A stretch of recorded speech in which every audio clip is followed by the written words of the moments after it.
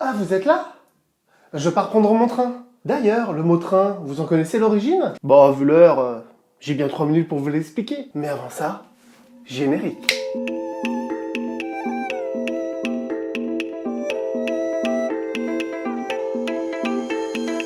Avant de pouvoir reconstituer le mot train, il va nous falloir découvrir deux caractères. Dans un premier temps, on va trouver le véhicule. Savez-vous que la plus grande invention dans le domaine du transport fut l'invention de la roue? Cela a en effet ouvert un nouveau champ de possibilités. D'ailleurs, un caractère lui a été complètement dédié, qui se voit être la représentation d'une charrette vue du dessus. On y retrouve dans un premier temps en haut la représentation de la roue, en bas la seconde roue, et au milieu la partie sur laquelle on va stocker la chose que l'on transporte.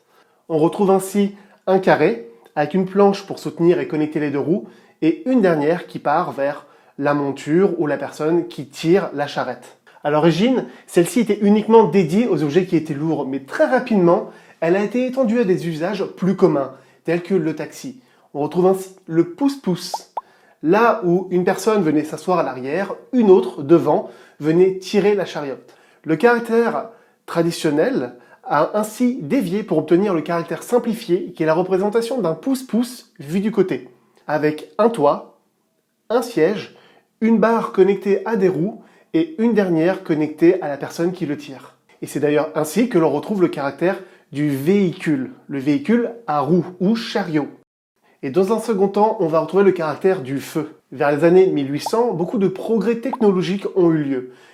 C'est à cette période qu'a été inventées les premières machines à vapeur. Très rapidement, des gens ont fait le lien entre les moyens de transport traditionnels, qui devaient être tirés par des humains ou des animaux, en les remplaçant par des machines à vapeur pour les rendre automatiques. Cette machine à vapeur utilisait plusieurs ingrédients. On retrouvait l'eau, qui permettait de faire la vapeur, mais surtout la combustion, qui permettait de faire bouillir l'eau. Donc, on retrouvait le charbon, mais surtout le feu qui brûlait pour faire bouillir l'eau. Ainsi, quand on représente ce genre de technologies qui sont les machines à vapeur, on utilise le caractère du feu, ho.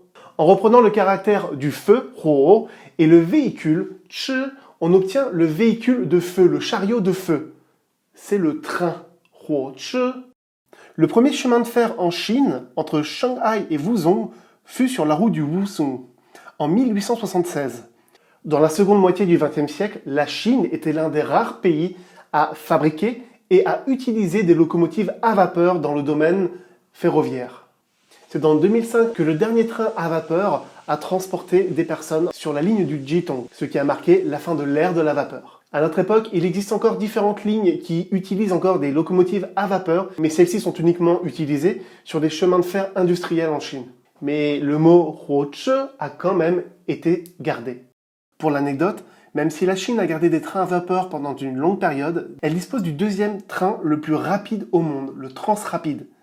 Il a en effet, en 2013, atteint la vitesse de 581 km/h lors d'un essai, le plaçant deuxième dans le record mondial, juste devant notre cher TGV. Il assure toutes les 15 minutes la liaison entre l'aéroport international de Shanghai Pudong et la gare de Liongyang Road pour un trajet d'environ 8 minutes. Nous venons de voir comment construire le mot huoche, le train. Et je vous propose désormais de faire un petit détour pour découvrir un autre mot tout aussi fascinant. Mais avant ça, si vous avez aimé découvrir le mot train, huoche, laissez un petit pouce bleu, ça nous encourage. Et abonnez-vous, cochez la petite cloche, ça vous permettra d'être notifié à chaque nouvel épisode de la série. Ah bah oui, j'attends. C'est bon? Ok, on reprend. Je souhaite désormais vous parler de deux nouveaux caractères. Le premier est la représentation d'une personne debout, qui se tient face à vous. Le mot li, se tenir. Et un second qui représente le fait de guetter, de surveiller, le caractère zan. D'ailleurs, je trouve que pour l'image, il fait beaucoup penser à un opossum ou un lémurien qui se dresserait pour pouvoir regarder loin s'il ne verrait pas des prédateurs. D'ailleurs, il est mignon, je lui rajouterais bien des jumelles.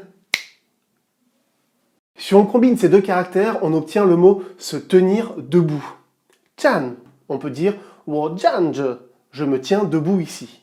Et ce caractère a aussi été gardé pour représenter l'endroit où on attend, où on reste stationnaire en attendant le train. C'est ainsi qu'on trouve la station, le quai. Ainsi, si on parle de la station de Beijing, il est possible de dire Beijing-jan, la station de Beijing. Donc, il ne nous reste plus qu'à associer le mot huoche, le train, avec la station pour obtenir la station de la voiture de feu, ou plus exactement, la gare. Hochezan. Et ça, vous le saviez? Mince, mon train, j'ai pas vu l'heure. À la prochaine. Et abonnez-vous.